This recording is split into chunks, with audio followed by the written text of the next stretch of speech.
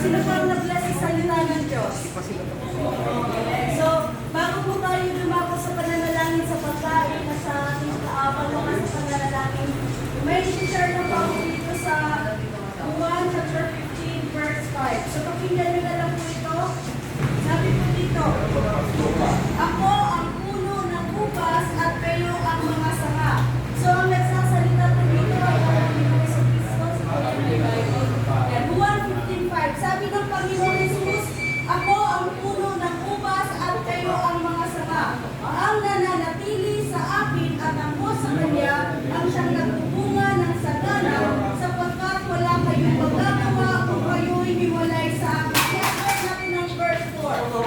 Sabi dito, manatili kayo sa akin at mananatili din ako sa inyo. Sabi ng Panginoong Jesus, kung mananatili kayo sa Panginoong Jesucristo, mananatili din siya sa inyo. So alam niyo po, pag ang Panginoong Jesucristo ay nasa atin, matatanggap natin o marireceive natin ang kapayapaan at ang kagalakan, pag-asa at ang kalayaan.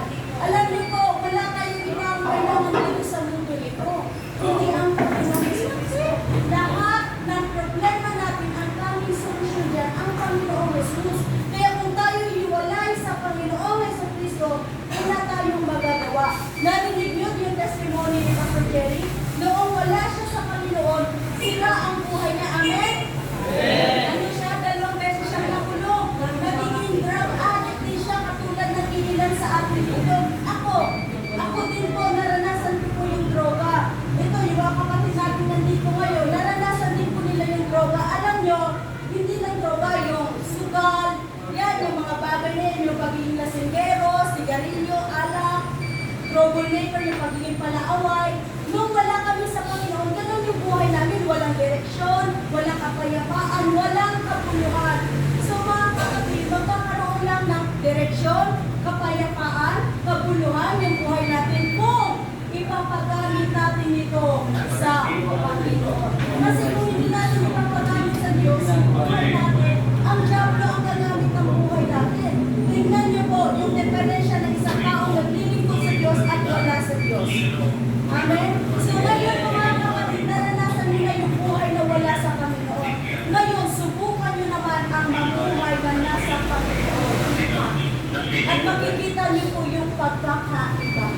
Alam niyo po, pag nasa Panginoon kayo, iingatan kayo ng Diyos. Tutulungan kayo nandun sa lahat ng pangangailangan ninyo. Hindi niyo na po kailangan gumawa ng anupaman para magkasala kayo. Katulad namin po, kami po, share ko na yung testimony namin mag-asawa ni Pastor Jerry. Kami dalawa po, wala kaming trabaho, wala kaming negosyo. Ang ginagawa namin, sineryoso namin yung paglilingkod sa Panginoon. Mula nung naging mag-asawa kami, ilang years na siya naging pastor, mula 2010 hanggang ngayon, wala siyang trabaho. Pero hindi siya pinabayaan ng Diyos. Ngayon, kung kailan gawin ng Diyos yung sa buhay ni Pastor Jerry, namin mag-asawa, ang galing gawin ng Panginoon sa inyo yun. Ang kailangan nilang seryoso ninyo ang Panginoon. Seryoso ang Diyos sa akin, seryoso ang Diyos sa inyo. Kita nyo, hindi nyo kami kilala. Kami, di ba hindi nyo naman po kami kilala, hindi rin po namin kayo kilala. Pero inaabot na nyo ang pagmamahal ng Diyos sa pangalaman natin. Ganyan kayo pamahal ng Diyos. Amen? So, kayo po mga kapatid, pwede po ba natin ipigit ang ating mga mata? Iyuko po natin ang ating mga ulo at tayo'y lumapit sa ating Diyos na buhay na nasa langit.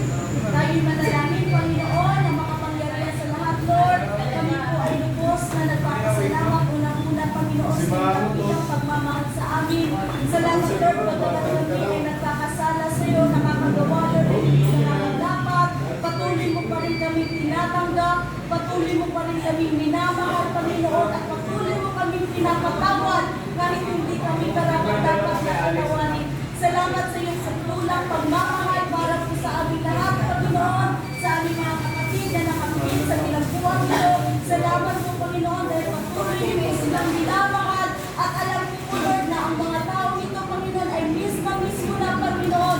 Kaya, Lord, panalangin po namin, O Diyos, na yung mga kapatid namin na sa pigitan nito, binusan mo ang kanilang buhay, Panginoon, magmali na sa buhay nila, magiwanag ka sa buhay nila, Panginoon, katapuin niyo po sila, Panginoon, at nakabagan niyo po sila, Panginoon. Tulungan mo silang makalaya sa pigitan nito. At hindi lang po, Lord, sa pigitan nito, kundi Lord, sa kuko ng kasalanan na siya nagpapahanga sa amin. Tulungan mo silang makalaya, Panginoon, sa buhay na wala sa iyo. Panginoon, patuloy niyo po silang pagpalain, kilala ng kanilang buhay, maging yung mga mahal po nila sa buhay, Lord God. Patuloy niyo po silang pagpalain at ingatan. At Lord, panalangin namin, Lord Diyos, tulungan mo silang maayos ang dapat ayusin, Panginoon, sa kanilang mga kaso, sa healing, Panginoon. Pagpalain mo po, Lord, ang pagkain ng silang matanggap. Panalangin po namin na ibigay sa mga pangkalakas, ang kanilang mga physical na pangangalawa, yung bibigay, Lord, na matangkap sa salita mo, Diyos. Nawa, panalangin po namin na magiging kalakasan po ito sa buhay nila spiritually, Panginoon. Maraming salamat po, Ama. Ang buhay ng mga isang narito, kami sumasampalataya, Panginoon, na sabi mo sa iyong mga salita, ang sinong lumalapit sa iyo ay hindi mo po itatakwil, Panginoon. Maraming salamat po. Ikaw lamang ang maitaas, maluwalhati, mula ngayon at magpakailanman sa pangalan ng aming tagapagligtas, ang Panginoong Jesucristo. Ang lahat po ay magsabi ng